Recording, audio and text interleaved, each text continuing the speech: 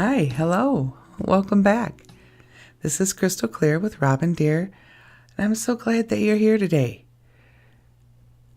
So, I had someone ask me why I named my channel Crystal Clear with Robin Deer if I'm doing meditations.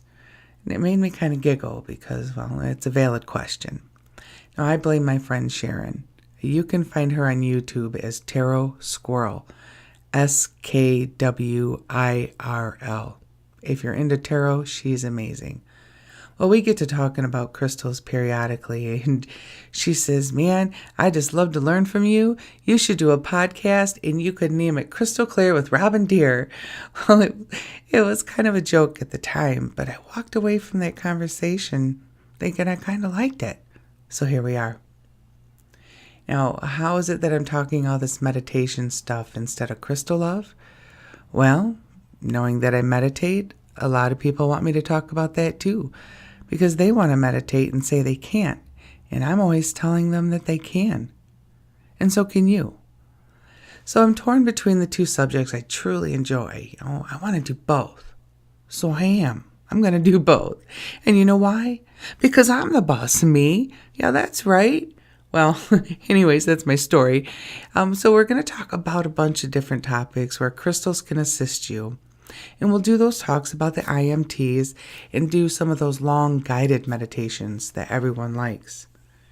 If you'd like me to do a personalized meditation for you, I can do that. Hit me up on Facebook at Crystal Clear with Robin Deer, and I'll get one worked up for you. All that other stuff, well, that's in the future. Let's get to today.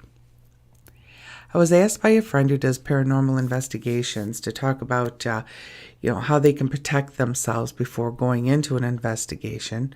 And then not too long after that, I had a friend ask me to talk about protection against general negative energy. We can do both of them today at the same time. When going into a paranormal investigation, it takes a very strong mind to envision the type of protection fully, and to be able to do that, mind training or visualization practice is needed, and that's where meditations come in handy. So practice, practice, practice. The funny thing about this is that the same skill is very helpful when you want to protect yourself from just general negative energy around you. Like, for example, you have a workmate, right? You really like that workmate. You spend time with them outside of work even. The problem is that they're a bit of a negative Nancy at work. So say you go into work, you have nothing to complain about, you're generally happy. You're there for about an hour or so and you start thinking, man, that's a pile of poo. Karen got a raise and I didn't. Well, that isn't you. That isn't normally how you would think. You'd generally be happy for someone if they got a raise. If they deserved it, of course, right? I call that psychic fallout. People that are empathic are subject to this type of a problem. And many of us are empathic. We just don't realize it. You can walk into a room and you can tell if an argument is going on behind the scene. Well, there are those IMTs to help you deal with general negativity, and there are crystals that can help with that even more. Crystals work really well in conjunction with chakras too, so I'm going to throw that information in. No worries, I'll be recording chakra information later, I promise. And there's just so much to talk about. But first, let's cover some general crystal information. Now, I want to keep my crystal suggestions to the ones that are more commonly found and so not expensive. Because, boy, these beauties sure can be a pocket thief. Hey, don't tell my husband, though. He thinks I don't spend a lot of money on them, so shh. That's just between you and me. Because this is important, some of the information I want to keep straight, so you'll be able to tell when I'm reading from some of my resources. I have a lot of different sources that I draw from. Mostly over the years, it's been conversations with professionals. Like I had these guys over here in Davison, Michigan. I called them my rock guys. Okay, they're no longer in business. I'm totally heartbroken, but they taught me amazing things. And of course, I draw from a lot of books. Some of my favorites include, Judy Hall's Crystal Bibles. Those are easily obtained and relatively inexpensive. Melody's Love is in the Earth is just a great book, not so easily obtained in the form that has pictures in it. I just got it for Mother's Day. It's a little pricey. Another one is, this one here is my all-time favorite, is the Book of Stones, Who They Are and What They Teach. I also do a lot of YouTubing. Crystal Mitchell is one of my favorites on YouTube when it comes to crystal knowledge. She has a whole series of books and videos. She teaches crystal healing. I very much want to take one of her courses, and someday soon I will. So I want to be absolutely crystal clear when I say that working with crystals is a very subtle working. Seldom do you put on a necklace and all of a sudden feel different. But honestly, the more you work with crystals, the more susceptible you are going to be to their energy. And you'll also find that one crystal addresses many different areas, physically, emotionally, spiritually. Now, is this only in my mind? Am I crazy? Well, I am a bit crazy, but there's scientific proof that crystals affect us. And I don't want to get scientific, but I can say that even if I am crazy, everything that you see around you started in someone's mind. Your mind is so powerful, it does amazing things. So why not use it to create what you want in this world? Now, you can wear crystals in your ears, as a necklace, as rings. Diamonds are a girl's best friend, but they're also crystals. You can carry crystals in your pocket or in a pouch. Some people put them in a pouch around their neck. So there's a lot of different ways to keep them with you. Adventuring in your wallet or purse is great for keeping money in there. Now, I warn against wearing crystals in places that might get sweaty or wet for a long period of time. Some crystals are water soluble. Okay, and they can absorb through your skin after a period of time, and it might not be healthy. Now, those are few and far between. Others are perfectly fine, but unless you've seriously done your research, just don't do that. And I also don't suggest that you put them directly in your water. Crystal enhanced water is very popular right now, but I would suggest putting the crystals in a glass or in a jar, and then putting that jar inside of a bigger vessel with your water in it and just let it sit overnight. And then that way in the morning or whatever, you can, pour it in your drinking glass with some ice. It's much safer that way. Now, crystals can absorb energy. So it's important to cleanse your crystals before you work with them. So if you buy a brand new crystal, you absolutely need to cleanse it. And then you should cleanse it periodically after you have it. So, they absorb energy all around you all the time. It's also important to charge your crystals. They can get drained, again, just the same as you and I. The good news is that you can clear and charge your crystals at the same time. Now, you can place them in the moonlight overnight. I do that. I put them in the full moon to charge them, and in the new moon or the dark moon to clear them. Outside is best so they can absorb that energy. If you have a singing bowl, those are great. You can use the vibration of the bowl to both clear and charge your crystals. And you're going to want to do that for a good 10 to 15 minutes. Another way is to place them next to a tree for several hours in the shade. They'll benefit the same way that you and I do when we spend time in green spaces.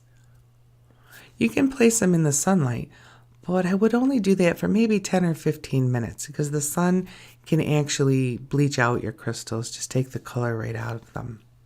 But 10 to 15 minutes in the sunlight's definitely long enough to clear and charge them. There are many more ways to do this. However you find most convenient, that's what I want you to use, just as long as you actually do it.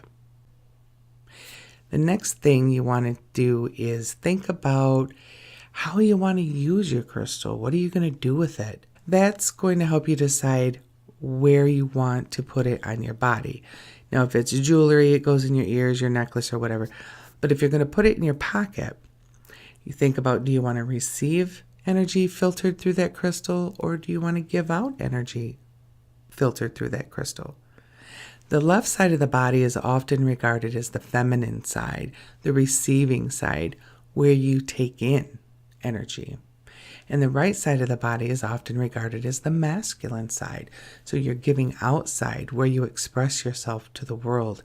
So you would be filtering through that crystal if you wear it on the right side of the body. I'll remind you of this at other times. So now let's talk about protection crystals. First up, hematite. Hematite, potato, however you want to say it is perfectly fine. Now, this mineral is most often found in a dark gray to black color. It can be brownish red to orange though, and it has a metallic luster. When it's tumbled, it kind of looks like a dark chrome. It's regularly called the stone of the mind. So as such, it's not always the first to be considered a protection stone, but it helps you to mentally sort things out, to counteract spaciness and confusion. Which reminds me, I should probably carry this a little bit more often. Now, because of this, it helps you make better decisions, which makes it best for sorting out what you're feeling, if it's actually your feelings, your emotions, your thoughts, or those of someone else's. Hematite is also good for memory enhancement and original thinking. Now, hematite works best with the root chakra, and it's mega helpful if you're going to try to manifest something in your life. On a side note, there's a few of these for protection that do this. This is a good stone to use for addiction issues.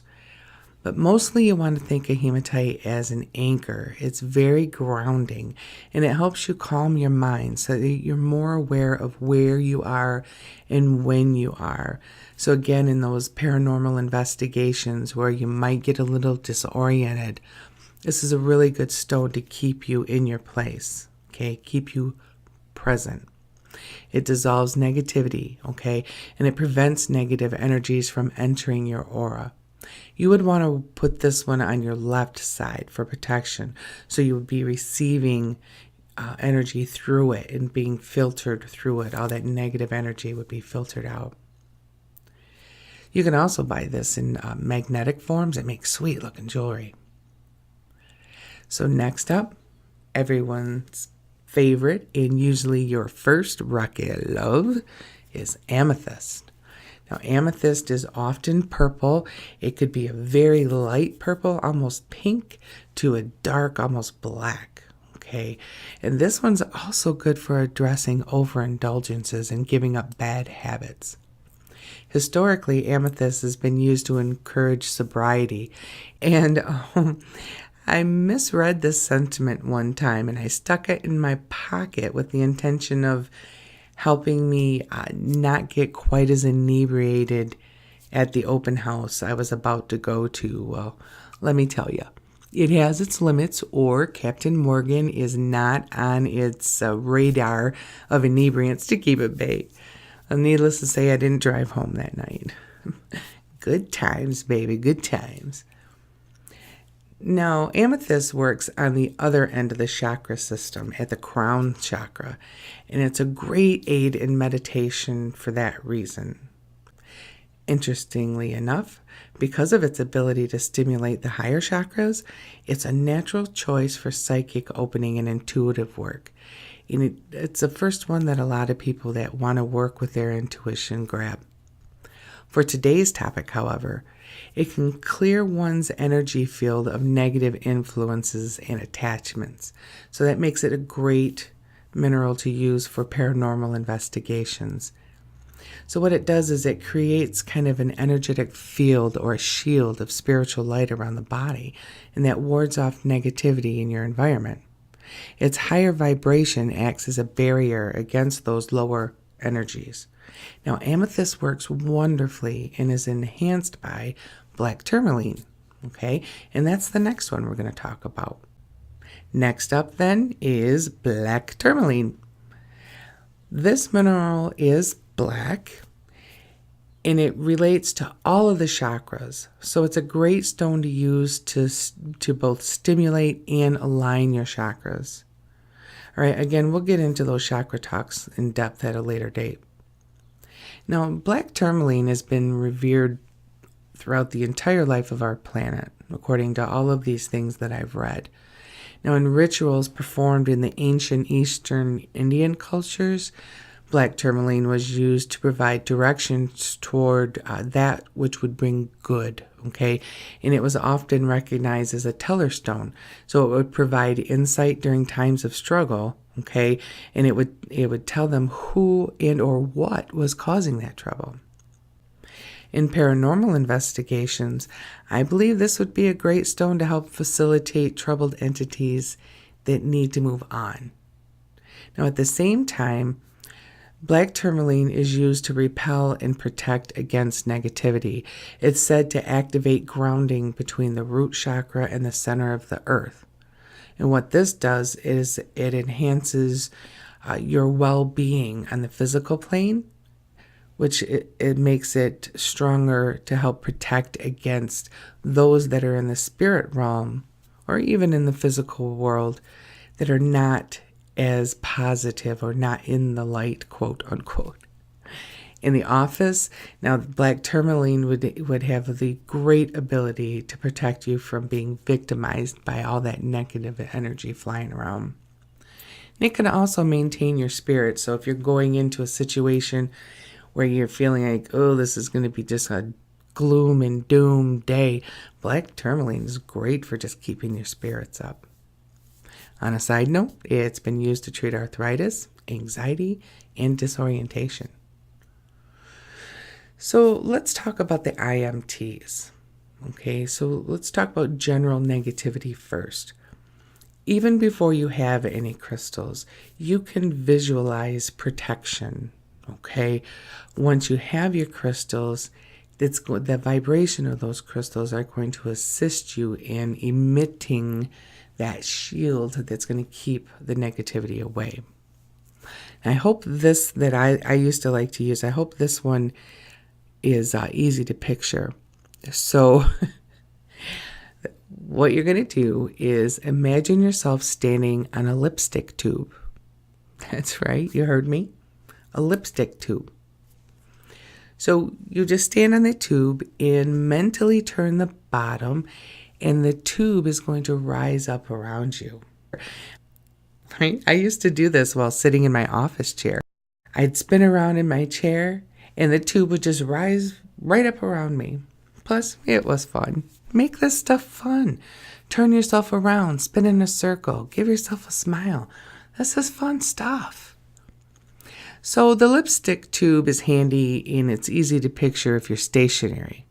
And if you think about it, this tube is solid. Nothing's getting through, good or bad. Now sometimes I just want a barrier that keeps out the bad stuff, keeps out that bad juju, but the good stuff can come in. In this type of a situation, just generally, I do this when I go shopping and you just kind of want to keep all the weird people away. I picture a veil. It's usually pink because pink is a nice, loving energy color. So I picture this veil like a kid wears a ghost costume on Halloween. It just covers me from head to toe. The intention, though, is that nothing negative is going to come through. It just bounces right off. And any well-intended thoughts, any good energy is coming through perfectly fine. And when I'm walking through a parking lot at night, I don't like to do that very often, I put on samurai armor. I put the whole suit on. And if you really want to keep people away, think porcupine. Big, sticky, sharp things. So the biggest tip here is to do this with intention. I stress intention of being protected. Will it stop a bullet? No. Can it deter people from you in public? Yes. Yes, it can. Now, on to the more intense work. Paranormal investigators. Boy, in my opinion, these guys are incredibly ballsy. I mean, they're like firefighters, right? Who runs into a building when you know it's dangerous? Well, these guys do. And they need another crystal. They need another weapon in hand before and after the investigation. Of course, at all times, your first tool is your mind. Now, the following imagery takes acute skills, so don't take it lightly. Practice before you're in the situation, and I suggest meditation beforehand to calm your mind. Because paranormal investigations are high energy situations, right? So mental acuity is necessary. Selenite is your baby. Selenite is so versatile. It can cleanse your other stones, so at the end of the day, you can keep them all together, and you wouldn't have to worry about cleansing them. Now, you're still going to want to charge them, but you won't have to worry about cleansing them. But it's really soft, so when you're carrying it on you, you want to keep it separate. You don't want things bumping up and scraping up against it, so keep it separate. Doesn't matter what side of the body you put it on, it's going to cover it, okay? And don't get selenite wet. It does dissolve pretty quickly too, right? Now, in the paranormal investigation situation, I would suggest a selenite wand. Now, you can buy those like 6 to 8 inches just about anywhere, okay? And they're about $8 to $14, not very expensive. I wouldn't spend more than $14 unless it's really, really pretty. So the intensity of the energy delivered by selenite is greater than almost any other stone for the upper chakras. It's really going to open up your mind to the paranormal experience. Okay, so you want to make sure that you are fully protected. So what you're going to do before you go in, you're going to use this selenite wand much like they use the metal detecting wands in an airport, right? So you're going to start at the top of your head. I'm doing it. You can't see me, but I have my hand up above my head and just sweep it all the way down to the ground.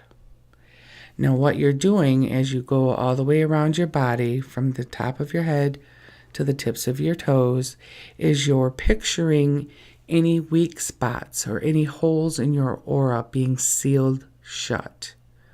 You want a nice, tight, natural armor that the good Lord gave you. So you're going to seal this up. While you're doing it, you can also think of selenite kind of like a lint roller. It's just gathering up any negative stuff you might have stuck to your aura, because some entities really like that negative stuff. They think it's tasty, man, and they'll just stick right to it. So you're going along, you're sealing up any holes, you're strengthening any weak spots, and you're cleaning out any junk that might already be there. Okay, and then when you're all said and done with the investigation, get that wand out again. Now, this, I think, is almost the most important part. Now this wand needs to become your sword, okay? It's the cutter of strings or the attachments that you may have gotten while you were in there.